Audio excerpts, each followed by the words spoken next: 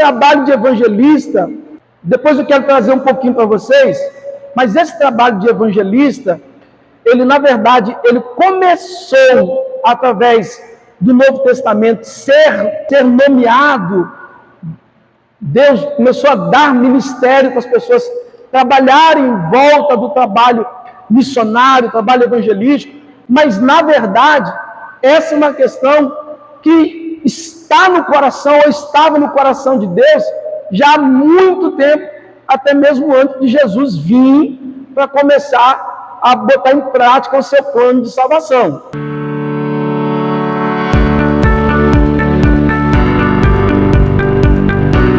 Se a gente, por exemplo, for pegar aqui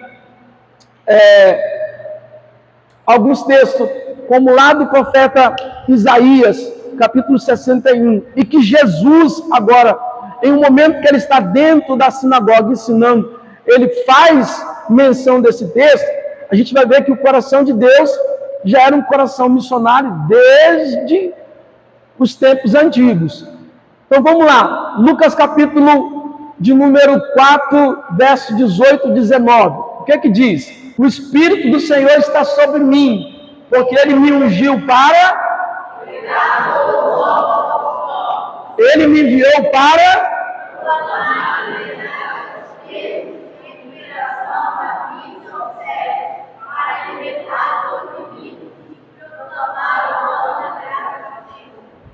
Todo o resumo do trabalho evangelístico está aqui. Então, a gente percebe que esse texto, ele está em Lucas, capítulo 4, verso 18 e 19, mas é uma menção que Jesus está fazendo de um texto que já fora mencionado pelo profeta Isaías, lá no capítulo 61 do livro do profeta Isaías. Quando Isaías tem essa visão, ele faz essa proclamação. Jesus agora, quando entra dentro do templo e ele vai trazer o ensinamento, ele novamente faz citação desse texto, dizendo que o Espírito do Senhor está sobre ele, que a unção veio para que ele pudesse pregar as boas novas, proclamar liberdade aos cativos, recuperar a visão dos cegos e libertar os oprimidos. E como eu falei aqui, está um resumo de todo o desenvolvimento de trabalho do evangelista. Primeiro, o evangelista, ele é incumbido de trazer a mensagem das boas novas. Segundo, o dom ministerial de evangelista foi dado para proclamar a liberdade a os que estão presos. A Bíblia diz assim: conhecereis a verdade vos... Então, a gente sabe que o evangelista também foi enviado, o dom ministerial foi dado, para que através da palavra pregada, das boas novas, assim as pessoas elas sejam libertas das suas prisões. E outra coisa também que o evangelista, ele carrega em seu dom ministerial, é o poder de se mover nos dons miraculosos, de maravilhas, enviando sua mensagem. E por fim, o proclamar o ano da graça do Senhor, que é também uma referência àquilo que está por vir, que refere-se à questão do arrebatamento da vinda do Senhor. Então aqui nós temos um resumo de todo o trabalho que o evangelista ele está incumbido de estar fazendo, tá bom? A gente vai tentar agora entender melhor esse assunto. No Novo Testamento apresenta pelo menos 2 homens que receberam este dom. Deixa eu só corrigir algo aqui importante, porque na verdade existem 3 referências a esse dom de evangelista dentro do Novo Testamento, sendo que uma delas é uma referência que realmente nomeia um homem como evangelista, e a outra, como a gente vai ver, que é 2 Timóteo capítulo 4, verso 5, aqui Paulo não está dizendo ser Timóteo um evangelista, porém Paulo está falando para ele da importância dele fazer o trabalho evangelístico. Ele devia sofrer as aflições, mas cumprir bem o papel de um evangelista. Então, na verdade, uma referência se refere a alguém que realmente foi evangelista, e a outra é Paulo agora trazendo esse jovem pastor sobre a questão da necessidade dele fazer o seu trabalho de evangelista. Então vamos lá, primeira referência, Atos capítulo 21, e no verso 8 diz assim: e no dia seguinte, partindo dali Paulo, e nós com ele estávamos, chegamos a Cesareia, e entrando em casa de Filipe, o evangelista, que era um dos 7, ficamos com ele. Quem era esse Filipe aqui? Esse Filipe aqui é o mesmo que a gente vai ver lá em Atos capítulo 6. Lembra quando os irmãos chamaram os apóstolos? Nós estamos com uma dificuldade aí, tem um problema que a gente precisa resolver. Vocês estão pregando, as pessoas estão aceitando, a igreja está enchendo, mas existe uma dificuldade. Qual a dificuldade? Os irmãos da igreja estão passando necessidade. Existem viúvas e órfãos aqui que estão sofrendo. Então o que é preciso fazer? Levantar homens para cuidar deste ministério, para que vocês continuem se dedicando à palavra. Então o que eles fazem? Eles pegam 7 homens e eles ministram esses 7 homens, que eram cheios do Espírito Santo, cheios de sabedoria e de boa reputação. Eles separam esses homens para que eles pudessem fazer um trabalho voltado às viúvas e os órfãos, que é o que nós vamos falar depois lá no Ministério Diaconal, sobre a questão da obra social, que é uma das incumbências do diácono. E aí, Filipe está nessa turma dos 7. Inclusive, a Bíblia menciona, falando ali no versículo de número 8, do capítulo 21, falando que ele era um desses 7. Uma questão, uma diferença entre a questão do ministério e a questão do dom ministerial. Ministério, na tradução mais simples, é o serviço, é uma função, uma tarefa que é dada a alguém. O dom ministerial é a capacidade sobrenatural, que é o dom, dada a alguém que está cumprindo uma tarefa ou uma função. Então, a diferença que eu falei, capítulo 4, verso 5. Mas tu, sê sóbrio em tudo, sofre as aflições, faz a obra de um evangelista, cumpra o teu ministério. Então, essa questão aqui é, na verdade, uma instrução que Paulo está dando para o jovem pastor Timóteo, que agora está pastoreando uma igreja, e ele agora não só incumbe a Timóteo, mas ele também fala dessa necessidade de que ele também exerça com excelência o ministério de evangelista dentro da igreja. Como eu falei, existe uma dependência dos demais ministérios para com o ministério evangelístico, porque sem ele, outros ministérios não vão conseguir desenvolver o seu trabalho. Como eu mencionei, como o mestre vai ensinar alguém se não tiver pessoas para ele poder ensinar? Como que o pastor vai pastorear alguém se não tiver quem ele pastoreie? Entendeu? Então, existe essa dependência dos demais ministérios concernente à questão do ministério evangelístico. O livro de Atos, capítulo 8, amados, fala desse. Então, aqui é a primeira manifestação que a gente vê que, de fato, um evangelista começa a mover e desenvolver o seu trabalho evangelístico. Primeiro, Filipe era cheio do Espírito Santo e se deixava ser conduzido por ele. Às vezes, amado, o evangelista, quem carrega o dom de evangelista, vai ser levado a fazer coisas assim, fora da curva, como disse. Coisas que você, às vezes, parece ser loucura aos olhos dos outros, às vezes Deus vai conduzir o evangelista a estar fazendo. E o evangelista, a pessoa que carrega o dom ministerial de evangelista, ele precisa de ser sensível à voz do Espírito Santo, para que em todo momento ele seja conduzido por essa voz. O evangelista, ele consegue aprender acerca do ministério evangelístico dentro de uma escola? Consegue.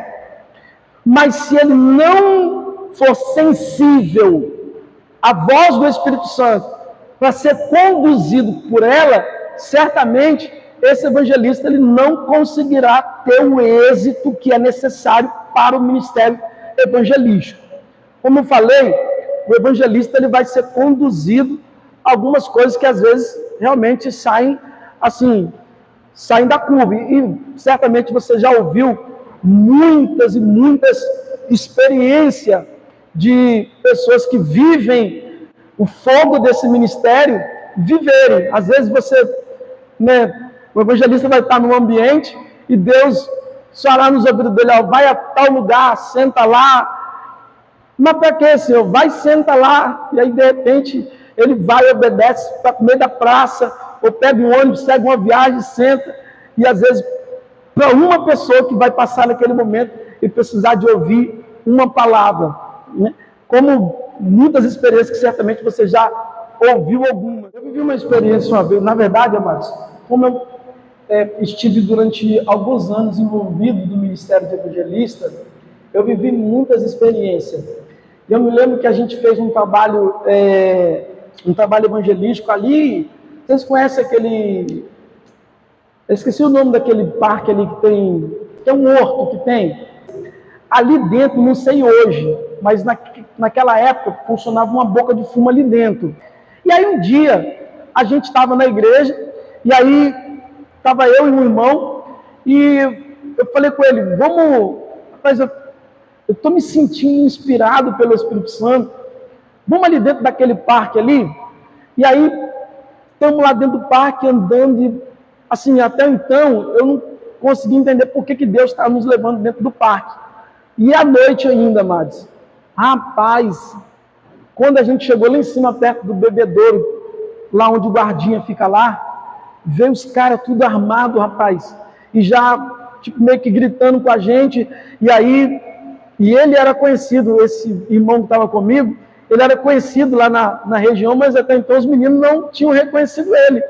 E os meninos começaram a gritar, já tudo armado, falei, meu Jesus, as pernas, morremos aqui.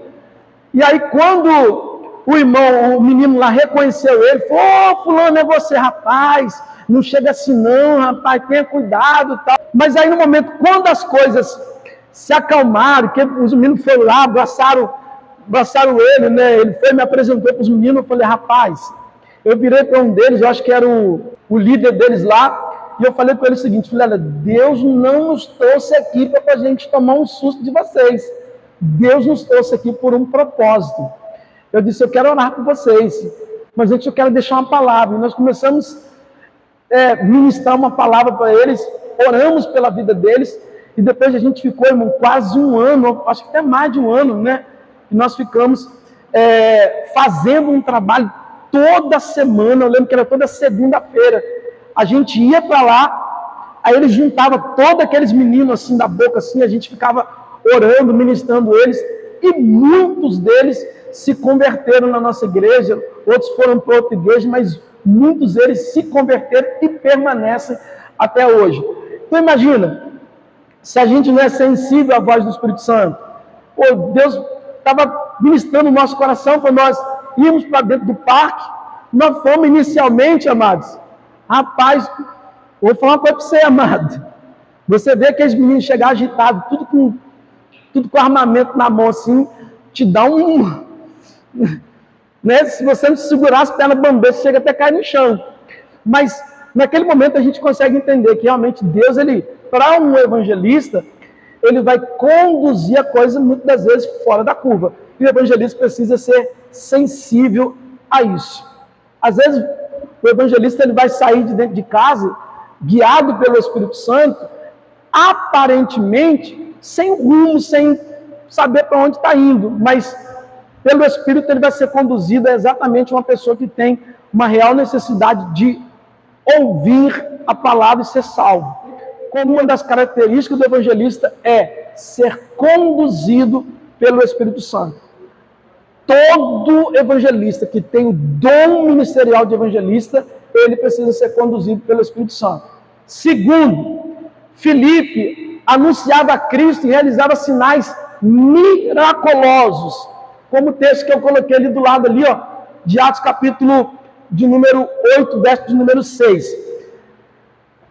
Um detalhe importante, irmãos, na vida de alguém que carrega o dom de evangelista é a pregação de um evangelista, ela é sempre cristocêntrica.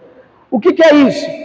A mensagem do evangelista, ela é sempre sobre Cristo. Você pode perceber que existe uma diferença em quem carrega esse dom ministerial de evangelista. As suas pregações, elas são diferentes de uma pessoa que está indo fazer um trabalho evangelístico comum. Por exemplo, hoje, quando muitos de nós vai anunciar o evangelho para alguém, muitas vezes a gente usa a experiência de Paulo, de Pedro, de Noé, de Eliseu, de Elias. Quantos nunca, não é verdade? Quantas vezes você esteve no meio da rua, pegou alguém necessitado ali na sua frente, alguém que não conhecia Cristo, você chegou lá e falou assim: ó, amado, Deus pegou Abraão lá de uma terra e levou para uma terra cheia de idolatria, Deus levou para uma terra prometida. Quantas vezes a gente não usou outros personagens bíblicos para a gente poder pregar para alguém? A pessoa que ela carrega o dom evangelístico, a mensagem dela vai ser sempre cristocêntrica. É aquela mensagem que se centra em Cristo. A mensagem dela é falar sobre Cristo. É falar sobre o projeto da salvação que Cristo trouxe. E aqui para nós, amados, para nós que anunciamos a salvação, não existe outra mensagem tão poderosa para convencer alguém a se converter quanto a mensagem que fala a respeito de Cristo. A questão de milagres hoje dentro da igreja, ou aonde você estiver, você pode ver que, assim, tem sido raro a gente ver sinais como nos dias que foi o dia de Jesus, o dia dos apóstolos, né? Significa que não acontece mais esses sinais que aconteciam na Bíblia, nos nossos dias? Vocês acham que não acontece mais? Acontece, amados. Primeiro porque Deus não mudou. O propósito dele não mudou. E a capacitação dada aos seus servos, ela não foi retirada. Então, a questão hoje é que muitos de nós não nos movemos ou não cremos que existe essa capacidade sobre a vida da igreja, sobre a vida daquele que recebeu o dom de evangelista. Eu vivi uma experiência, acho que até contei ela aqui eu vivi uma experiência há um tempo atrás, que nós fomos orar na casa de uma senhora. A gente estava voltando de uma viagem missionária, e ao voltar dessa viagem, a minha mãe, amados, ela era obreira na igreja. Minha mãe era uma bênção. Minha mãe trabalhava assim para Jesus como ninguém. Só que lá em casa, minha mãe e meu pai, irmãos, eles treinavam MMA todo dia. Era uma pancadaria que você não tem noção. Mamãe tacava uma panela de lá, meu pai tacava um trem de cá, saía um rasgado de cá, outro rasgado de lá. Era uma pancadaria que você não tem noção. E minha mãe, com todo aquele processo, minha mãe se afastou do evangelho e minha mãe foi virar macumbeira. Vocês têm noção? Minha mãe começou a frequentar o centro de macumba. Mamãe chegava em casa com aquelas... esqueci o nome que dá agora, aqueles papelzinhos que eles colocam, simpatia, né? Minha mãe ficou 5 anos no centro de macumba. Pra você ter uma ideia. E aí, quando a gente estava voltando essa viagem, tinha uma amiga de mamãe, que era vizinha dela. Essa mulher, amados, ela estava com câncer. E aí, o médico já tinha feito tudo que era possível e mandou embora para casa, né? Porque já estava no estado terminal. O médico mandou essa mulher para poder ficar junto com a família. E mamãe chamou a gente para poder orar lá. Nós fomos orar lá, amados.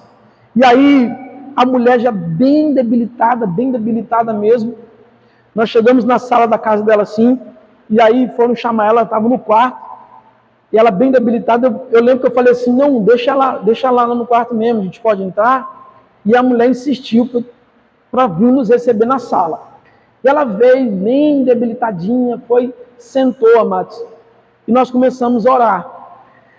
Eu lembro que eu ouvi assim, eu acho que foi a vez que eu ouvi com mais clareza a voz do Espírito Santo falar comigo assim, diga para ela que eu vou curá-la. Ô santo, você pegar uma pessoa com câncer, estado terminal, e falar que Deus vai curar ela, por mais que você esteja convicto da voz que você está ouvindo, mas sua perna treme, meu filho, mas treme. E eu segurei aquela informação ali, o quanto que eu pude, e fui segurando, e Deus falando no meu ouvido assim, tem uma sepultura aberta por daqui a 17 dias, mas diga para ela que eu vou curá-la aqui hoje. E eu segurando aquele negócio, rapaz, e orando, tentando tomar coragem de falar com aquela mulher que Deus iria curar ela, quando de repente eu peguei, me aproximei dela e coloquei a mão no ombro dela assim. Quando eu coloquei a mão no ombro dela, Santos, os ossos do ombro dela assim, estalavam na minha mão igual pipoca. Foi uma coisa assim, foi algo muito sobrenatural. Eu senti os ossos dela estalando na minha mão. Rapaz, aquilo me encheu de uma coragem. Mas me encheu de uma coragem. E eu falei com ela, mulher, Deus manda te dizer que Ele vai te curar aqui hoje. Quando eu acabei de liberar sobre a vida dela, a mulher levantou da cadeira e começou a pular na sala. Ela começou a pular para lá e para cá, tinha um vaso de planta pesado assim, ela pegou o vaso de planta, levantava o céu, pegou as cadeiras, tinha umas cadeiras de plástico assim, que ela tinha colocado para a gente sentar, ela começou a levantar a cadeira, andar para lá e para cá, dizer, estou curada. Minha mãe estava do lado com a gente na oração, porque foi ela que foi levar a gente. Minha mãe, quando viu Deus curar a mulher, instantaneamente o que ela fez? Ela caiu de joelho no chão, irmão, pedindo para a gente orar por ela, que ela queria voltar para Jesus. Foi assim, foi algo extraordinário. Então, milagres Deus ainda faz. O problema é que nós que recebemos esse dom, é que não nos movemos e não cremos naquilo que Ele é poderoso para poder fazer através de nós. Terceiro, então, Filipe faz uso contínuo das Escrituras em seu trabalho evangelístico. A mensagem de Filipe era sempre cristocêntrica. Amados, eu tenho perguntado isso em todas as turmas. Quem aqui já leu a Bíblia toda, pelo menos uma vez? 1, 2, 3, 4, 5. Vejam só, uma das características do evangelista, e para quem vai receber esse dom, e eu não estou falando de cargo, porque existe o dom que é dado por Deus, mas o aperfeiçoamento do dom, ele é feito de forma contínua. E há uma participação direta nossa para o aperfeiçoamento do dom que nos é dado. Deus dá capacidade sobrenatural, que é o dom, mas esse aperfeiçoamento é uma missão que é dada a nós. Por exemplo, como é que você vai evangelizar para alguém, mesmo tendo dom de evangelista, mas como você vai evangelizar alguém se você nem mesmo conhece a respeito de quem você está falando? Então não tem como você falar de alguém da qual você não conhece. Então, para alguém que vai carregar esse dom ministerial evangelístico, a primeira coisa que ele precisa fazer, amados, é conhecer a quem ele vai representar. Como que ele vai conhecer essa pessoa? Através da palavra, da Bíblia. Então, assim, nós, amados, temos uma dificuldade muito grande hoje, a nossa geração, na verdade, tem uma dificuldade muito grande, porque, infelizmente, eu vou falar disso daqui um pouquinho, mas, infelizmente, a nossa mentalidade, ela foi construída para que a gente pudesse visar cargos dentro da igreja, e não dons ministeriais. Porque o dom ministerial, ele nos traz uma responsabilidade muito maior do que um cargo.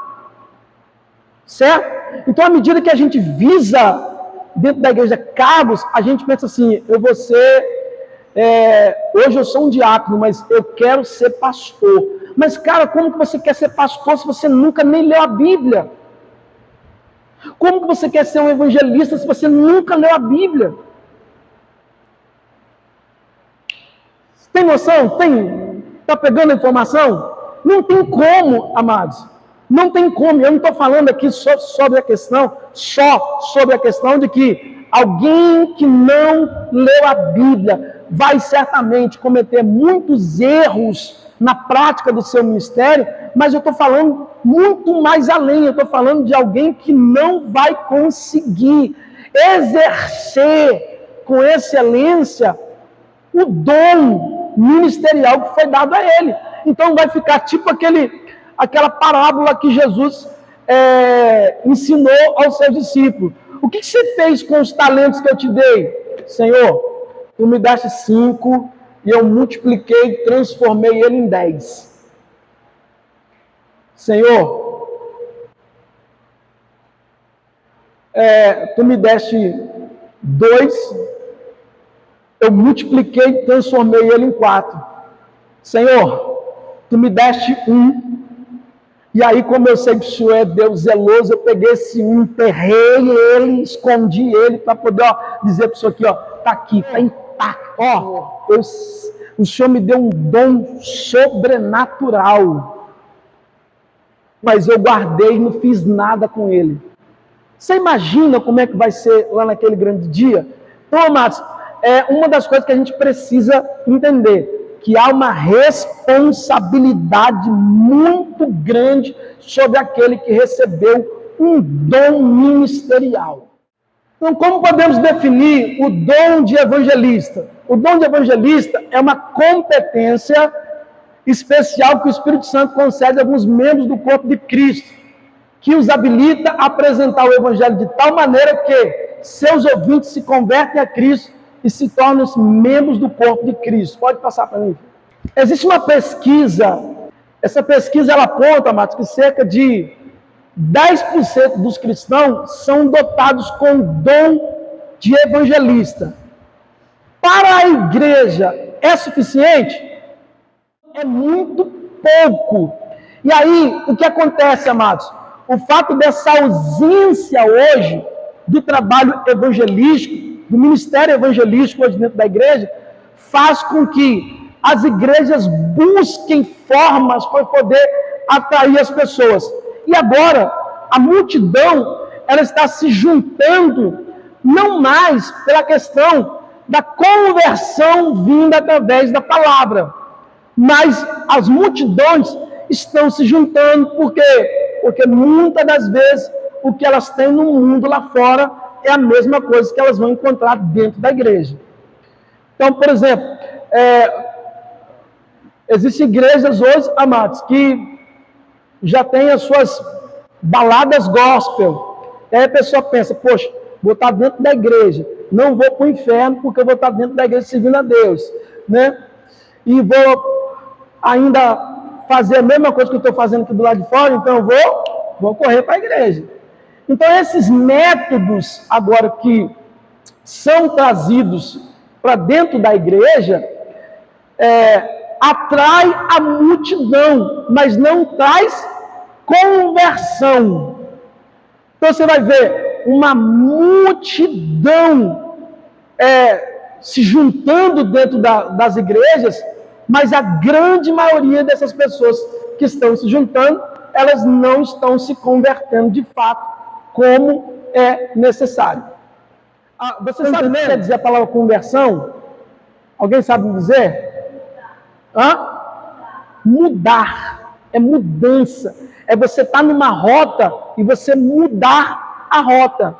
Quer dizer, se você está no mundo e você se converte a Cristo, as coisas que você fazia no mundo, você não pode mais fazer tendo uma vida com Cristo. Isso é conversão. Então, quando você, por exemplo, vem para a igreja e permanece com as mesmas práticas do mundo, é porque não houve uma mudança, não houve uma conversão. E por que não está havendo mais essa conversão? Pelo simples fato de que a palavra não está sendo agora um meio usado para poder essas pessoas elas serem alcançadas. E aí, amados, elas vêm por outros motivos e acabam ficando aqui sem se converter. Então, é alarmante esse número. É um número muito pequeno de pessoas comprometidas em realmente trabalhar no movimento evangelístico de uma igreja. A igreja precisa orar, amados, para que Deus nesse tempo levante e dê dons de evangelista para homens e mulheres nesse tempo. Nós precisamos intensificar a nossa oração e pedir que Deus dê dons ministerial de evangelista para homens e mulheres. A gente está vendo o seguinte, que hoje as igrejas, elas estão esvaziando e as baladas, os funk e outros encontros de jovens só está enchendo, né? Então a gente precisa clamar ao Senhor e pedir para que Deus dê dons aos homens, dons de evangelista, para que eles possam se comprometer em pregar o evangelho. É necessário enfatizar que, apesar de alguns serem vocacionados para evangelista, todos os cristãos têm a função universal de evangelizar, de anunciar as boas novas. Qual a importância do evangelista na igreja? A evangelização ela é fundamental. Não haveria igreja se não houvesse evangelização. Afinal, evangelizar é pregar boas novas e somente através das boas novas as pessoas se convertem. Logo, os demais dons dependem efetivamente de um bom desempenho do ministério evangelístico na igreja. Como eu falei, se não tiver evangelização, se o evangelista não conseguir exercer bem o seu papel de evangelista, quem vai estar aqui para o pastor pastorear? Ou quem vai estar aqui para o mestre poder ensinar para ele? É importante esclarecer que não vamos encontrar na Bíblia essa hierarquia que se estabeleceu quase que ao natural nas igrejas acerca dos dons ministerial. Por exemplo, hoje a estrutura de governo das igrejas, na sua grande maioria, assim, cada igreja tem a sua estrutura de governo. Por exemplo, eu fui da Maranata, eu lembro que na Maranata é obreiro, diácono, ungido, pastor. Nas igrejas pentecostais, cooperador, diácono, presbítero, evangelista, missionário, pastor. Né? Nas igrejas que desenvolvem com a visão apostólica, vem diácono, evangelista, pastor, bispo, apóstolo. Essa diferença de estrutura de governo das igrejas, assim, cada um trabalha com uma estrutura diferente. Mas é importante esclarecer o seguinte, que dentro da Bíblia, a gente não vai encontrar essa questão de hierarquia. Até porque os dons, eles são diferenciados pela importância que cada um tem em sua área específica. Por exemplo, o evangelista, ele tem a sua importância na área da qual ele está atuando. O pastor, ele tem a sua importância na área que ele está atuando. Assim como o mestre e o profeta, certo? Bispo, é errado então essa estrutura de governo que as igrejas quase que assim, no automático, acabou se estabelecendo dentro da igreja? Não é errado.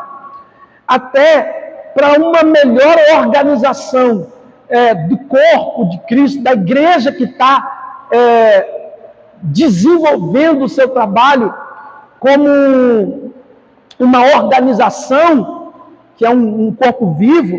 Então, é bom que você organize uma estrutura de governo, para que as coisas elas estejam alinhadas. Eu estou dizendo para vocês que, quando nós falamos de dons ministeriais, a Bíblia ela não vai listar essa hierarquia dizendo o profeta é maior do que o evangelista, falando no Novo Testamento, do que o evangelista é maior do que o pastor, enfim. A gente sabe que existe uma questão especial com os apóstolos, porque eles foram nomeados por Cristo. O apóstolo, ele carrega todos os dons, ou pelo menos deve carregar, né? Porque nem todos os apóstolos, alguns são apóstolos, mas assim, tem o nome de apóstolo, mas estão longe de carregar os dons ministerial, mas em tese, o apóstolo, ele deve carregar todos os dons ministeriais. O apóstolo, ele deve ser profeta, ele deve ser evangelista, ele deve ser pastor, ele deve ser mestre. Em tese tem que ser assim. Então, existe uma questão especial com a questão dos apóstolos. Amém? Mas, falando de questão de hierarquia aqui acerca dos dons, a Bíblia não vai trazer. É uma estrutura de governo que a igreja, quase que no automático, isso foi criado durante o tempo. E é claro que isso traz um benefício muito grande para a igreja. Qual o problema? Primeiro, qual o problema, irmão, da hierarquia criada nas igrejas? O problema é o seguinte: o problema é que quando se cria a ideia de hierarquia, a mesma traz uma exigência de que você suba de cargo a cargo. Por exemplo, quem é evangelista, depois do evangelista vem quem? Na hierarquia? Pastor, não é? Depois de diácono. Algumas igrejas colocam presbítero, outros vão direto para o evangelista. Então, a ideia de hierarquia leva você a ter a ideia de quê? De que você tem que ir subindo de cargo em cargo, ser promovido de cargo em cargo. E aí, muitas das vezes, existem pessoas que são colocados para exercer algumas funções da qual ele não foi vocacionado. E aí, por exemplo, eu coloco aqui a diaconisa Mônica. Diaconisa Mônica, rapaz, se deixar, ela acorda e dorme na igreja. O marido dela tem que falar assim: amor, vem em casa almoçar. Porque ela acorda de manhã já na porta da igreja com a vassourinha na mão. Não, precisa limpar a igreja. Ela sai ali, irmão, e ela tem a necessidade de ir visitar o irmão que não veio no último culto. Se ela olha para alguém que chega um pouquinho abatido, assim, ela já pensa que o irmão já está com alguma necessidade, ela quer correr para suprir a necessidade do irmão. Ou seja, é claro que ela agora tem um ministério diaconal impregnado na veia dela, de servir. Aí eu vou e falo assim: ó, a Mônica é uma diaconisa excelente. Essa mulher tem que ser promovida. Não, ela tem que ser promovida. Aí eu vou lá e jogo ela lá e falo: a partir de hoje você vai ser evangelista Mônica. Só que ela não foi vocacionada para isso. E a ela não foi cedido esse dom dado por Deus para ser uma evangelista. E aí o que vai acontecer? Ela vai ter dificuldade para desenvolver esse ministério e automaticamente quem vai sentir vai ser o corpo. Então esse é o perigo, amados, da questão da hierarquia, tá? Como eu disse, não é uma questão errada, até porque para a estrutura de governo de uma instituição é necessário que a gente faça alguns tipos de organização, certo? É claro, existe uma questão lógica. Existe uma questão lógica. Qual é a questão lógica? Por exemplo, numa igreja, quem é que pastoreia a igreja?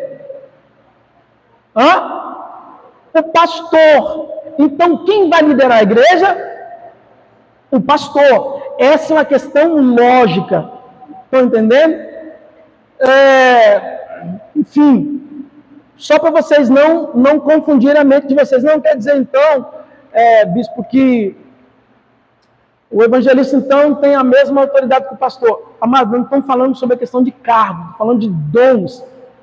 Nos dons ministerial, eu falei que não existe essa questão dentro da Bíblia, essa diferença de hierarquia. Mas existe, é claro, a questão lógica, como eu falei. Se você está dentro da igreja, quem vai pastorear a igreja é o pastor. Como você vai ver, por exemplo, na vida dos apóstolos, eles se moverem ali no trabalho deles, e você vai ver alguns se identificar, como, por exemplo, Filipe, que é um diácono, se identifica agora, se manifesta no campo evangelístico. Pedro, ele foi nomeado como apóstolo, mas o exercício do seu ministério foi no campo pastoral. O apóstolo Paulo, por exemplo, ele de fato se manifesta no campo apostólico, fazendo muitos trabalhos missionários, mas ele se desenvolve no campo apostólico. Ele é agora uma cobertura para muitas igrejas, ele é auxílio de muitos pastores de muitas igrejas. O dom ministerial é uma capacidade sobrenatural dada por Deus. Ministério é uma função, como nós falamos. Portanto, então, dom ministerial é uma função exercida com a capacidade sobrenatural dada por Deus. Por exemplo, nós temos aqui apóstolo, pastor, mestre, evangelista, são dons ministeriais. Hoje, não se vê esses dons ministeriais se moverem como a Bíblia ensina, amados, porque hoje, infelizmente, foi construído na mentalidade da igreja que esses dons aqui, eles deveriam ser tomados como cargos. Então, hoje, a gente toma como um mero cargo dentro da igreja. Existem muitos pastores que estão dentro da igreja, falando em contexto geral, mas existem muitos pastores que estão dentro da igreja que não têm noção do que é pastorear. Não tem noção. Você coloca ele diante de um rebanho para poder pastorear, mas fica perdidinho. Eu já vi pessoas serem chamadas de profetas. Não tem noção do que é um ministério profético. Não tem noção.